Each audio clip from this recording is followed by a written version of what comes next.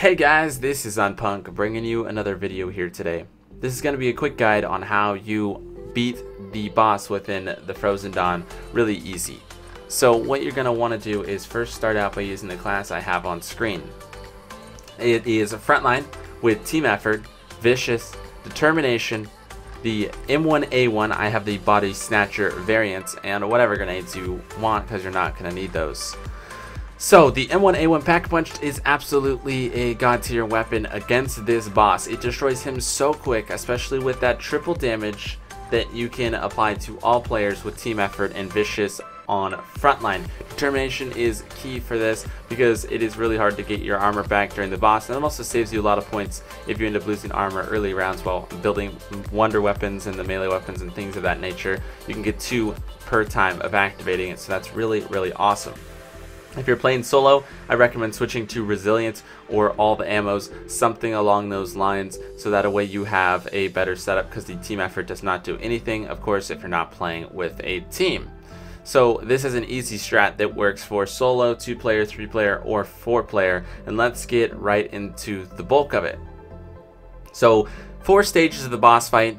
First stage, he ends up throwing his sword at you, which he'll do continually through all stages. Second stage, he'll end up doing the supernova attack, which I do not have footage of in this guide, but you just hide behind the pillars. As you start to take a little bit of damage, you'll see a little tick mark start on your screen, and he'll fly into the middle of the area. Just hide behind the ice pillars when he does that attack. It kills all zombies and wipes the board, and it will down you if you're not hidden behind a pillar. As you can see, we just got through our first stage by using team effort and vicious. And what you do once you get through each stage is obviously shoot these glowing little pads. Once you shoot all 3, the boss will be in the middle. If you are using team effort and vicious at this time of this boss being down, you will skip 2 to 3 stages entirely. You'll see right here, we did so much damage to him when he was down that he ended up skipping his second phase entirely with the supernova and went right on to the 3rd phase. Again, you just shoot these little circles that are glowing where he's getting his health or energy back from, and he will be down again. If you continually keep shooting him now and you're using the front line, the vicious team effort ability combo, you will be able to skip him to the 4th stage in no time flat. We decided not to do that so we can show you a couple of tips and tricks for the last 2 stages of the fight. And also we are trying to work out a secret character challenge for Wreathed in Death, which we still have not been able to successfully get. In the 3rd stage, he puts bubbles around all the zombies. Do not destroy these bubbles if you want to have an easy time. All you got to do is use the L2 ability, L1 depending on your controller setup, with the scythe, with the flail that turns the zombies. So as you turn zombies, they will all start to clump up together, trying to kill each other, but since they have the bubble around them, they will be invincible to their attacks from either side.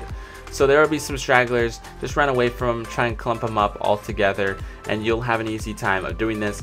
Again, if you pop your front line with your vicious and team effort, and all players start attacking him with the M1A1, you are going to just destroy this boss extremely fast. That is basically how you do the 3rd stage of it. It's, again, really easy to do when you're using this frontline class, and you are doing that little trick by turning the zombies so that no zombies are attacking you. Just makes it much easier. Just to note, if you do activate your front line while the zombies are turned, all zombies will start to come after you, as you see right now. One player did that and all the zombies started following them. Again, you shoot these little pads to stop him from healing or something along those lines, or coming back with more energy. However it works, it's not like it's very much health that he gets back compared to how much damage you can deal with this. Again, we didn't shoot him much when he was down, so that way he would successfully go to the 3rd stage, or the 4th stage, which is the firewall. There is 3 ways to protect against this, using the cheat death ability, which you see in just a second on screen. It doesn't apply when I am doing the flame, but I do get it to activate earlier.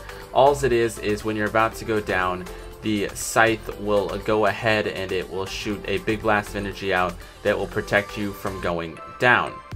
You can see if it's activated by the little ruby charged on the scythe, and as you see right there, it just went off. How you activate that is getting a corpse eater fully charged. This can be done during the boss fight, before the boss fight. However, but you have to have a fully charged corpse eater, and you kill it with the R2 melee or the R3 melee with the scythe, and it will charge up that little gemstone. The next way to protect against this fire is using the shield. Just hold L2 while you're gonna go through the fire, while the fire is about to hit you, and your player will get the shield animation being broken. You'll be stunned for about 2 seconds, but you will in fact survive the fire. You'll see that in just a second on the guide. And the third way is to throw the flail at the boss right as he's doing the fire and end up teleporting through the fire, just like in the ritual. If you do that and then melee or shoot the boss, he will stop his fire attack, and your friends and or players in your game will end up not taking any damage at all. That's basically how you defeat this boss. Again, if you are activating the Frontline Vicious Team Effort mods, it's much easier. I hope this helped you guys out, and we'll see you guys real soon. Peace.